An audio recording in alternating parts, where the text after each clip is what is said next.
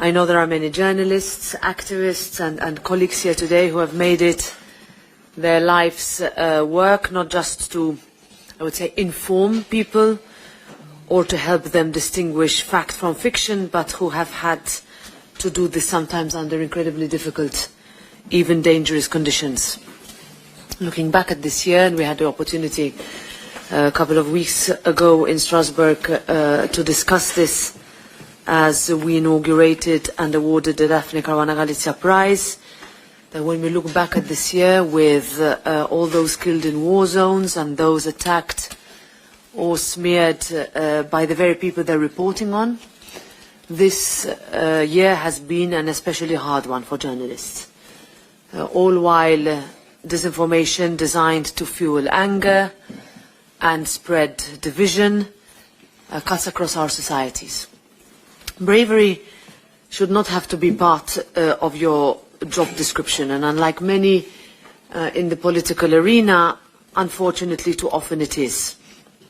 I joined David in this European Parliament in 2013 and we used to talk about how concerned we were about journalists, but also perhaps more worried about what they would write on what subjects, at what time, rather than their ability to write it.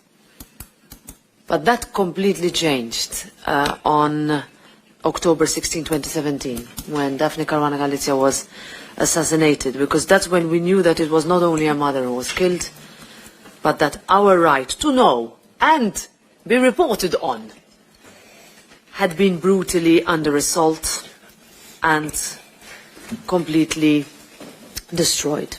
So this became personal for us, it became personal for me, for my colleagues, and I also know it became personal for Manuel Delia, who is here with us today, who jumped into the firing line in Malta, and he can surely testify. Have you already spoken, Manuel, or not yet? Okay, so he will surely testify, I hope, to the same pattern of intimidation and dehumanization that he has endured, and that he kept standing when it was much easier to sit down. Difficile. Tells you all you need to know about him. This is a trend that places journalists as if they were political opponents. In many countries we are seeing this. It slowly destroys trust, and in some cases people start to doubt the very fact that they themselves know to be true. Daphne's death was a very, very dark moment for Europe, a wound on our democracy and our conscience.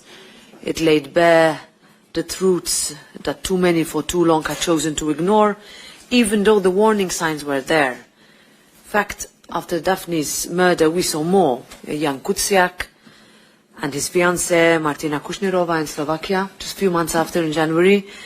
2.5 weeks ago, and Sandro Ruotolo had the possibility also to explain to what happened to the whole plenary, because it is important that it is not only members of the parliament that come from the country where the more immediate attack would have taken place that they know, but that the whole parliament is aware of what is going on. That there was a car bomb attack against Italian journalist Sigfrido Ranucci, and it was on the anniversary of the one that took Daphne's life. So these incidents point to something deeper. It is a systemic problem that threatens the very foundation of our democracies across Europe, and that's why your initiative on sustainable information and journalism matters so much. First of all, it ensures that people have access to the facts that they need to make for informed decisions to be taken. And this is something that worries me a lot. You know, I have 2 children of voting age, and I hope, I cannot say I know, all I can say is I hope that they have access to information that will allow them to make informed decisions. I worry that they don't. I worry that their friends don't. And these are children of a political family rather than ones that would not know anything about politics. That's why it makes your initiative makes sure that corruption and wrongdoing, even if difficult to eliminate, as Sandro can testify after all his decades of work, will always be exposed. And crucially, this kind of initiative generates trust between people and institutions by rebuilding the link between those who report on the world and those who shape it. So thank you to all the organizers, Repubblica from Malta, Teleradio City from Italy, ESCOM Belgium and Context Romania, for your commitment and effort in bringing this project and this cooperative to life. Maybe next year this will become annual, or we will see. Hopefully, yes. Hopefully. We'll be in a bigger room with more members from more countries, with David and Sandro as co-hosts of this event. I know how hard they work, not only to see this happen, but to make sure that this discussion is on our agenda all year long, against all sorts of attempts for that not to happen, to be very clear. So I want you to know that this European Parliament will always be our ally.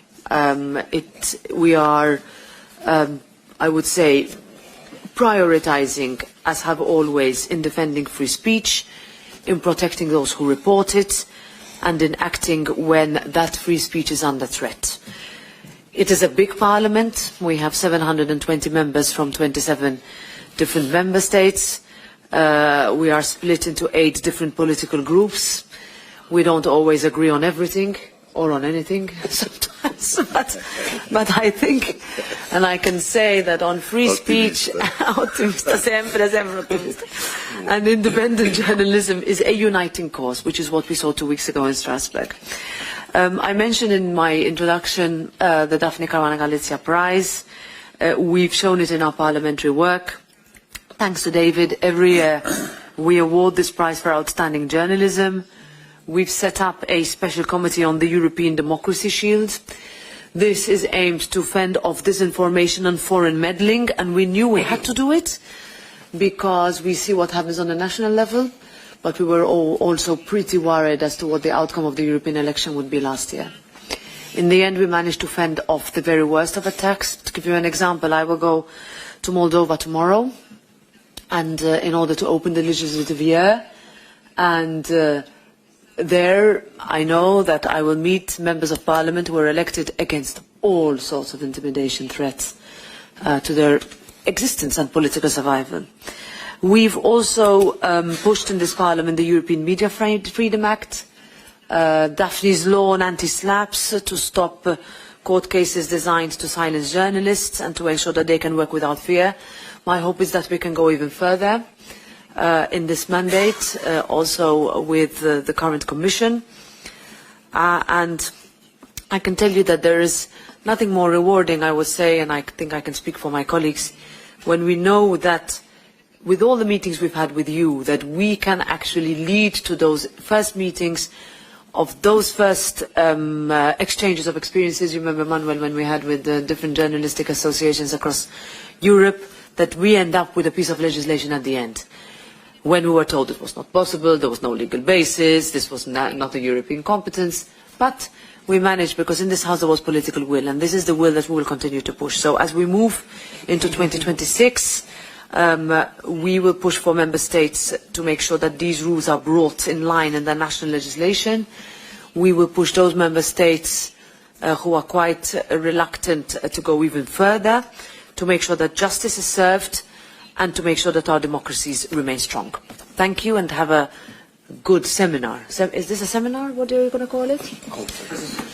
Conference. Presentation. Okay. We have many different words for similar things. Brava.